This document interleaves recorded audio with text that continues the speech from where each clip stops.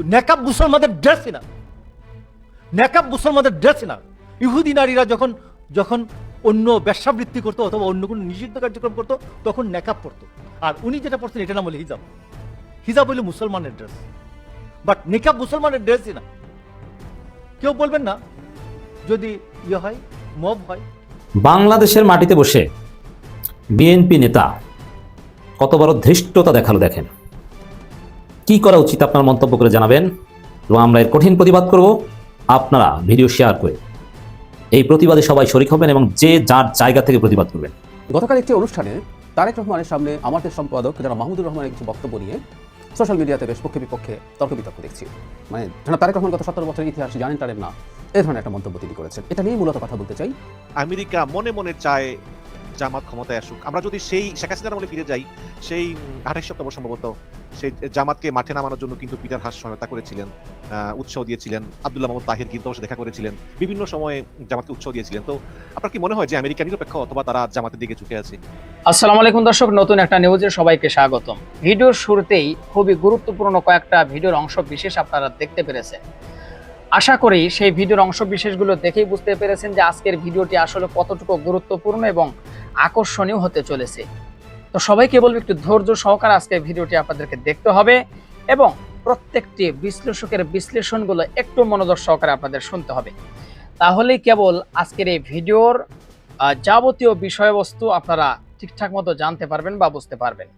তো চলুন আমি কথা বাড়াবো না, সরাসরি মূল নিউজে চলে যাবো। তো যাবার আগে সবাইকে বলবো যারা এখন পর্যন্ত আমাদের এই চ্যানেলটি সাবস্ক্রাইব করেনি, প্রতিনিয়ত এ ধরনের গরম গরম খবরগুলো পেতে আমাদের এই চ্যানেলটি সাবস্ক্রাইব করে আমাদের সাথে থাকবেন। যারা করেছেন ধন্যবাদ। চলুন একটা লাইক দিয়ে বিস্তারিত সবগুলো ভিডিওর আলোচনাগুলো শুনে আসি।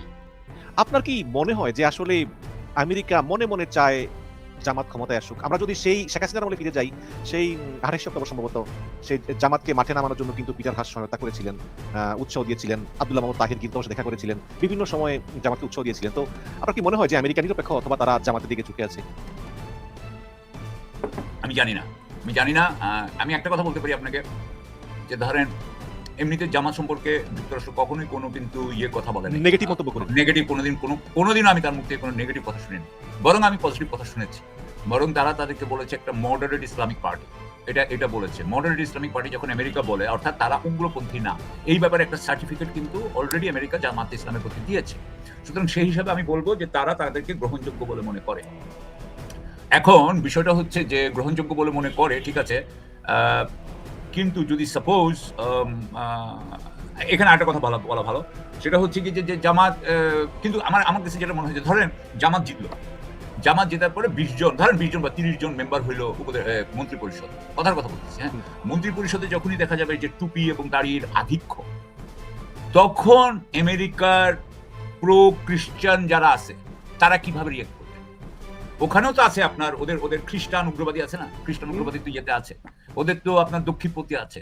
তারা যখন তারা যদি মনে করে যে বাংলাদেশ একটা মুসলিম মানে মুসলিম ক্ল্যারিক্যাল, আমি এভাবে বলছি, ক্ল্যারিক্যাল তো ওনারা না, কিন্তু এই ধরনের ক্ল্যারিক্যাল অ্যালাইন বা এরকম একটা কিছু যদি মনে করে, আমি কথা বলছি যে পৃথিবীতে দুইটা দেশ আছে যেখানে টুপি দাড়ি পড়াওয়ালা লোকরা আপনার মন্ত্রী পরিষদ, একটা হচ্ছে ইরান আর একটা হচ্ছে আফগানিস্তান, থার্ড হবে বাংলাদেশ যদি জামাত জিতে। আমি কিন্তু এগেইন জামাতের এগেইনস্টে কথা বলতেছি না, আমি আপনাকে বুঝাইতে চাচ্ছি what could be the problem, নিরপেক্ষভাবে কথাটা বলতে চাচ্ছি আমি, কাউকে আমি ছোট বড় মানে উগ্র খ্রিস্টানপন্থীরা বা উগ্র হিন্দুত্ববাদীরা এটাকে করতেই পারে জুইশ আছে। আপনি আমাদের এই ভারত তো আসলে হচ্ছে কি ইসরায়েলের হতে খেলে, ইসরায়েলের স্ট্র্যাটেজিতে খেলে, ইসরায়েল আছে, Israel will not like it. আমি হ্যাঁ অবশ্যই বাংলাদেশ তো অবশ্যই পছন্দ করবে যেটা ইসরায়েল লাইক করে না, কিন্তু আমি আপনাকে বলতে চাচ্ছি যে এর ফলে কি কোয়ালিশন হইতে পারে অ্যান্টি জামাত, আমি আপনাকে খালি এটুকু বলতে চাচ্ছি যে হতে পারে কোয়ালিশন হতে পারে, কোয়ালিশন হতে পারে। দেখি আমরা তারপরে এটা হচ্ছে আমি আপনাকে যেটা বললাম সেটা হচ্ছে right wing Jewish element, pro আপনার ইভেঞ্জেলিক্যাল খ্রিস্টান, এই ধরনের যে গ্রুপগুলো আছে তারা বাংলাদেশে তখন বিপক্ষে গেলেও যেতে পারে, আমি এখন এটুকু বলেই রাখছি। তবে এটা নির্ভর করবে জামাত নেতৃত্বের উপরে।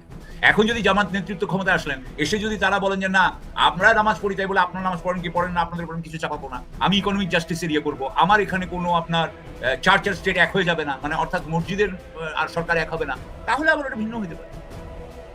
সেটা ভিন্ন হবে হয়তো আমেরিকার ক্ষেত্রে, কিন্তু ওই আরএসএস বিজেপি ভারতের বজরং দল এরা আসলে ওই বিরোধিতা করেই যাবে, বিরোধিতা করে যাবে এবং এদের হ্যাঁ এরা করে যাবে, এটা আপনি মনে করে নিতে পারেন। তবে এটাও ঠিক যে বাংলাদেশ যদি, আমি একটা কথা সবসময় বলি, বাংলাদেশ যদি সত্যিকারের মতো ঐক্যবদ্ধ হয়, যেমন ধরেন আমি এক ঐক্যবদ্ধ হয়, এক, দ্বিতীয় কথা বা প্রথম কথাটাই বলি, প্রথম শর্ত আপনার বলি, এই যে সরকারটা বর্তমানে আছে, এই সরকারটা যদি খুব সুন্দর করে বাংলাদেশ চালাতো এবং তার যদি অ্যাপ্রুভাল রেটিং যদি 70-80 আপ হতো, অ্যাপ্রুভাল রেটিং বলতে আমি বুঝাচ্ছি না তার কাজে আমি সন্তুষ্ট, সে ভালো কাজ করছে, আমরা চাই সে আরো থাকুক, এই ধরনের যদি এরকম হইতো সরকার, তাহলে কি যেটা জনপ্রিয় সরকার, যেটা অত্যন্ত কার্যকর সরকার, সেটার সাথে ভারত বিভাগ করতে পারতো? আমার মনে হয় না, আমার মনে হয় না। সুতরাং যেই আসবে, সেটা জামাত হোক, সেটা বিএনপি হোক, তারা যদি খুব কার্যকর সরকার হয়, তারা যদি সততার সাথে কাজ করতে পারে, তাদের যদি জনগণের যদি বিরাট আস্থা থাকে তাদের উপরে, তাহলে সেই অনুযায়ী ভারতের কিন্তু আপনার আক্রমণাত্মক তৎপরতা কমে যাবে বলে আমি আপনাকে এশিওর করতে পারি, নিশ্চিত করে দিতে পারি। এটা নির্ভর করবে আমাদের নেক্সট গভর্নমেন্ট কার্যকর কি কার্যকর না সেটার উপরে। যদি কার্যকর না হয়, এই অন্তর্বর্তীকালীন সরকারের মতো হয়, তার মানে আরো আক্রমণ বাড়বে, আপনি লিখে রাখেন।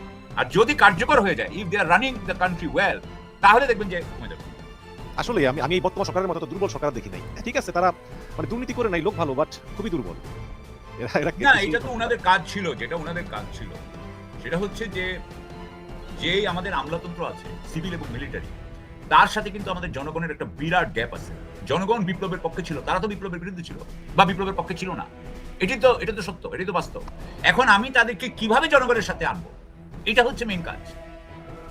তাহলে আমি যদি তাদেরকে বলতাম যে তোমরা, কথার কথা আমি বলছি, আমি বলতাম যে তোমাদের সবাইকে লিখিত দিতে হবে, তোমরা লিখিত দাও যে তোমরা গত 15 বছর কি করছো। তো ধরেন একজন সচিব, সেও লিখিত দিবে, একজন জয়েন্ট সেক্রেটারি, যুগ্ম সচিব, সেও লিখিত দিবে, এবং বলা হয়তো যে তুমি যদি কোনো মিথ্যা কথা লিখো তাহলে কিন্তু জেলে ঢুকবা, মিথ্যা কথা বলতে পারবা না, মিথ্যা কথা বললে কিন্তু তদন্ত শুরু হয়ে যাবে। তো আমার মতে কি, যে তাদেরকে লিখাইয়া পড়াইয়া তাদেরকে আস্তে আস্তে কিন্তু জনগণের পক্ষে আনতে। যদি আমি বলতাম যে তোমার 15 বছরের অবস্থান বলো, সে কি আমাকে বলতে পারতো যে আমি হাসিনার পক্ষে থাকবো? বলতে পারতো সে? তাকে যেইভাবে না হোক এইভাবে তাকে ব্যাখ্যা দিতে হইতো, কেন সে হাসিনার পক্ষে ছিল, হাসিনা কত খারাপ ছিল, এখন সে কেন হাসিনাকে পছন্দ করে না, কেন সে এখন জনগণের পক্ষে, এটা তার লিখতে হবে তো। একটা ফ্যাক্ট ফাইন্ডিং কমিটি করে, ট্রুথ এন্ড রিকনসিলিয়েশন করে, ট্রুথ এন্ড রিকনসিলিয়েশন নানান ধরনের। এটার মেইন কথা হচ্ছে আগে তার ভিতর থেকে ব্যাখ্যা বের করা, তাকে আগে আস্তে আস্তে আমার জনগণের পক্ষে আনা। সে যদি একবার লিখে দিত যে আমি জনগণের পক্ষে আছি, তাহলে সেইগুলো কাজ করতে পারতো, এখন পারতো না। কোন সচিব যদি বলতো না আমি এই কাজ করতে, আমি তো আপনি লিখছেন জনগণের পক্ষে আছেন, এখন আপনি এরকম করছেন কেন? তার মানে আপনি আপনার গ্যারান্টির, আপনার যেটা অঙ্গীকার করেছেন তার বিরুদ্ধে যাচ্ছেন। আপনার বিরুদ্ধে আমি এখন তদন্ত শুরু করবো। আপনাদেরকে তো একটা গ্রাউন্ড প্রিপেয়ার করতে হয়, একটা সিস্টেম তৈরি করতে হয়। ওনারা তো এগুলো জানেন না, জানলে ওনারা করেন নাই, ওনাদের সেই ইয়া নাই। এনিওয়ে, সো আমার মতে এই আমলাতন্ত্রকে এইভাবে রেখে দিল উইদাউট এনি রিফরমেশন, রি-এডুকেশন, এটা হচ্ছে ওনাদের এইটার মানে আমাদের সবাইকে পোহাইতে হবে। বাংলাদেশের মাটিতে বসে বিএনপি নেতা কত বড় ধৃষ্টতা দেখালো দেখেন। কি করা উচিত আপনার মন্তব্য করে জানাবেন, এবং আমরা এর কঠিন প্রতিবাদ করব। আপনারা ভিডিও শেয়ার করে এই প্রতিবাদে সবাই শরিক হবেন এবং যে যার জায়গা থেকে প্রতিবাদ করবেন, এটা আমাদের ইমানি দায়িত্ব। আপনি চিন্তা করতে পারেন, মুসলিম মেজরিটি বাংলাদেশে যেই সময় ইসলামপন্থীরা ক্ষমতার দ্বার প্রান্তে, সামাজিকভাবে যেই সময় ইসলামপন্থীরা প্রতিষ্ঠিত, যেই সময় ইসলাম বিরোধী শক্তি কার্যত পালিয়েছে, সেই সময়ে বিএনপির পান্ডা যে মন্তব্য করেছে এবং ঝুঁকি জেনেও মন্তব্য করেছে, বলছে মহাভয় হোক, আমি বলছি আপনারাও বলবেন। আবার তৃতীয় মাত্রা জিল্লুর সাহেব হাসেন। অতএব এর দফারফা করতে হবে, এইসব বিষয়ে কোনো ছাড় দেওয়া যাবে না। কি করতে হবে আমি আসছি সেদিকে। দর্শক, বিএনপির এক নেতা বলেছেন, তার নাম মোশাররফ আহমদ ঠাকুর। এটাও বা কেমন না, মোশাররফ আহমদ ঠাকুর, মজা না? সাংস্কৃতিক সংগঠক ও বিএনপি নেতা। তিনি বলছেন, ইহুদি নারীরা যখন বেশ্যাবৃত্তি করত অথবা কোনো নিষিদ্ধ কার্যক্রম করত, তখন নেকাব করত। হিজাব হলো মুসলমানদের ড্রেস, বাট নেকাব মুসলমানদের ড্রেসই না।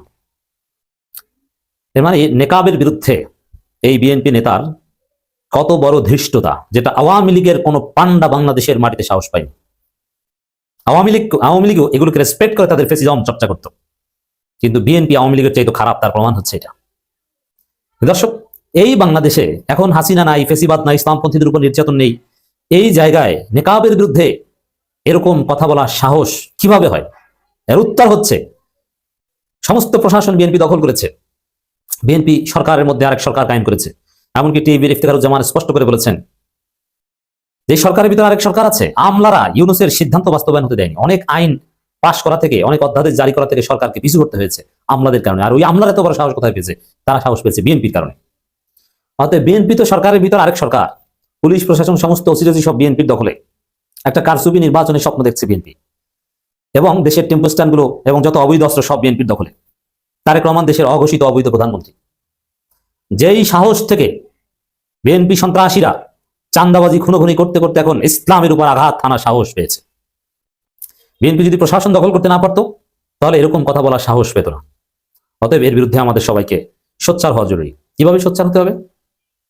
5 আগস্ট, জুলাই আগস্ট আন্দোলনে আমরা যেভাবে অন্যায়ের বিরুদ্ধে সোচ্চার হয়েছিলাম, এইভাবে সোচ্চার হতে হবে। সহজ কথায়, এই ধরনের দুষ্কৃতিকারীকে উত্তম মাধ্যম দিতে হবে। এই ধরনের দুষ্কৃতিকারীদের, এটা বিএনপি সাপোর্টেড বক্তব্য। কারণ এই বক্তব্য দেওয়ার পর সোশ্যাল মিডিয়ায় তুমুল সমালোচনা, মুসলমানদের মধ্যে তীব্র ক্ষোভ। এখন বিএনপির মধ্যে ধর্মীয় অনুভূতি নাই, বিএনপির মধ্যে ধর্মীয় অনুভূতি সম্পন্ন নেতা যারা ছিল এরা এখন নিষ্ক্রিয়, অনেকে জামাত করে। আলেম পরিবারে যারা ছিল এরা নেই এখন আর। তো এই জায়গায় যে ঘটনা নেকাব নিয়ে একদম বেশ্যাবৃত্তি করতো, অন্যান্য নিষিদ্ধ কার্যক্রম তারা নেকাব করতো, এই যে কথা, নেকাব মিন্স হিয়ার একদম ফুল ফেস ঢেকে রাখা, এটাকে বুঝিয়েছেন। আর হিজাব হচ্ছে জাস্ট কোনো রকম একটু চুলটুল ঢেকে রাখা, মাথা ঢেকে রাখা। এইভাবে তিনি ডিফারেন্সিয়েট করেছেন এবং তিনি আহ্বান জানিয়েছেন যে এটা বলতে হবে। আমি বলেছি ম ভয় হোক, আমি বলেছি আপনাদের বলতে হবে। এর মানে কি? আপনাদের বলতে হবে ম ভয় হোক আমি বলেছি, এর অর্থ কি? এর অর্থ হচ্ছে যে বিএনপি পরিকল্পিতভাবে, বিএনপির বিশেষ করে কালচারাল উইং পরিকল্পিতভাবে বাংলাদেশ থেকে নেকাব উঠিয়ে দেওয়ার একটা ষড়যন্ত্র করছে। ফ্রান্স সহ পৃথিবীর বিভিন্ন উন্নত দেশে, ইউরোপের বিভিন্ন দেশে নেকাব নিষিদ্ধ, ওইটাও বাংলাদেশেও করতে চায় এই বিএনপির পান্ডারা। অতএব আপনি যদি বাংলাদেশে নেকাব চান, ফ্রান্সের মতো বিল উত্থাপন না চান, যে বিল পাস হয়েছে যে নেকাব করা যাবে না, এই দৃশ্য যদি বাংলাদেশে দেখতে না চান, তাহলে এখনই আপনি জানিয়ে দেন যে আপনি বিএনপির সাথে নেই, আপনি বিএনপিকে লাল কার্ড দেখাবেন, আপনি বিএনপিকে ভোট দিবেন, আপনি জানিয়ে দেন সে নো টু বিএনপি। নইলে বিএনপি যদি আওয়ামী লীগের মতো ফ্যাসিজম চর্চা করার সুযোগ পায়, তাহলে নিশ্চিত ফ্রান্সের মতো নেকাব নিষিদ্ধ করবে। নইলে এটা যদি বিএনপির দলীয় স্ট্যান্স না হতো, তাহলে এই বক্তব্যের 10 মিনিটের মধ্যে একে বহিষ্কার করা সম্ভব ছিল। বিএনপিকে লাথি দিয়ে, ফুটবলের মতো লাথি দিয়ে তারপরে পুলিশে দিয়ে দিত। তারেক রহমান বলতো রুহুল কবির রিজভীকে যে এই মোশাররফ আহমেদ ঠাকুর ওরে ধরে জুতা দিয়ে পিটিয়ে তারপরে ওরে শাহবাগ থানায় দিয়ে আস। 10 মিনিটের কাজ বিএনপির। অথচ আমি যখন এই বক্তব্যের গণমাধ্যমে ভাইরাল হওয়ার কয়েক ঘন্টা পর আমি আলোচনা করছি, বিএনপির কোনো রিয়াকশন নেই। বরং অবাক হবো না যে বিএনপি যদি এটাকে ডিফেন্ড করে। এই যে বিএনপির চুপ থাকা, এটাই প্রমাণ করে যে এখন পর্যন্ত হয়তো বা আমরা কথাটা বলার পর এক পর্যায়ে তার বিরুদ্ধে ব্যবস্থা নিলেও নিতে পারে, কিন্তু সোফার আমরা দেখছি যে না, তার বিরুদ্ধে কিছু বলা হচ্ছে না। এটা বিএনপির দলীয় স্ট্যান্স। অতএব প্রত্যেকটা মসজিদের মেম্বার থেকে প্রতিবাদ হওয়া দরকার। প্রতিবাদটা ব্যক্তি মোশাররফ আহমেদ ঠাকুর একে জুতা পিটা করা, এটা তো সিম্পল ব্যাপার। একে লাত্তি গুতা মারা অথবা খাম্বার সাথে বেঁধে রাখা, পিটানো, ইটস ভেরি সিম্পল। এটা 2-4 জন লোকই করতে পারে, এটা নিয়ে আমি কনসার্ন না, বা এগুলোর জন্য আমি আহ্বান জানাচ্ছি। কিন্তু আমাদের যেটা করতে হবে, এটা বিএনপির কাঠামো থেকে তিনি বলেছেন, বিএনপি হিসেবে বলেছেন, এবং বিএনপির দলীয় স্ট্যান্স হিসেবে এটা প্রমাণিত যে বিএনপি নেকাব নিষিদ্ধ চায়। এটা মুখ ফসকে বের হয়ে গেছে। অতএব জাতিকে এইভাবে বার্তা দিতে হবে, ইমাম, মুয়াজ্জিন, খতিবদেরকে। বিএনপির ক্ষমতা ছাড়া, আচ্ছা আওয়ামী লীগের চাইতে তো বিএনপি বেশি ইসলাম বিদ্বেষী না। আওয়ামী লীগের কোনো নেতা কোনোভাবে ফেসবুকে হোক, যেখানে হোক না কেন, আপনি দেখাতে পারবেন যে নেকাবের বিরুদ্ধে একটা টু শব্দ করার সাহস পাবে? পাবে না। কেন পাবে না? যে তাদের এখন পাওয়ার নেই। যাদের পাওয়ার আছে তারাই সংখ্যাগরিষ্ঠ ধর্মীয় মুসলমানদের বা ধর্মীয় অনুভূতির আঘাত আনতে পারে, ধর্মের বিরুদ্ধে অবস্থান নিতে পারে। পাওয়ার ছাড়া কেউ ধর্মের বিরুদ্ধে অবস্থান নেওয়ার সাহস পায় না। অর্থাৎ বিএনপির সাংগঠনিক এবং দলীয় পাওয়ার থেকেই এই মোশাররফ আহমেদ ঠাকুর এই ধরনের কথা বলতে পেরেছেন, এই দৃষ্টতা দেখাতে পেরেছেন। এজন্য, এবং বিএনপি হিসাবে বলেছেন, এবং বিএনপির প্রোগ্রামে বলেছেন, এবং তারেক রহমানের ঘনিষ্ঠ লোক আমি যতদূর জানি। তো সেই জায়গায় অবশ্যই দল হিসাবে বিএনপির বিরুদ্ধে সমস্ত আলেম ওলামা, ইমাম, খতিব, বক্তাদের দাঁড়াতে হবে। আপনারা সাহস করে বলেন যে বিএনপি দেশ থেকে নেকাব উঠিয়ে দিতে চায়, এবং যারা নেকাব করা আমার মায়েরা এবং বোনেরা আছেন, আপনাদেরকে বলতে চাই, এই বিএনপিকে আপনারা জানিয়ে দিন যে আমরা আপনাদের সাথে নাই। দর্শক শ্রোতা, আশা করি সবগুলো ভিডিওই দেখেছেন এবং বিস্তারিত আলোচনাগুলো আপনারা মনোযোগ সহকারে শুনেছেন। তো অবশ্যই এবার আপনাদের মূল্যবান মতামতটা জানিয়ে দিন। আর হ্যাঁ, পারলে ভিডিওটি শেয়ার করে সবাই দেখার সুযোগ করে দিন। আর আমাদের এই চ্যানেলে যারা এখন পর্যন্ত সাবস্ক্রাইব করেনি, প্রতিনিয়ত এই ধরনের গরম গরম খবরগুলো পেতে আমাদের এই চ্যানেলটি সাবস্ক্রাইব করে আমাদের সাথে থাকবেন। ইতিমধ্যে যারা অলরেডি সাবস্ক্রাইব করে দিয়েছেন, সবাইকে অসংখ্য ধন্যবাদ জানিয়ে ভিডিওটি এখানে শেষ করছি। আবারও দেখা হবে, কথা হবে নতুন কোনো টপিক, নতুন কোনো ভিডিও নিয়ে। সে পর্যন্ত সবাই ভালো থাকবেন, সুস্থ থাকবেন। আল্লাহ হাফেজ।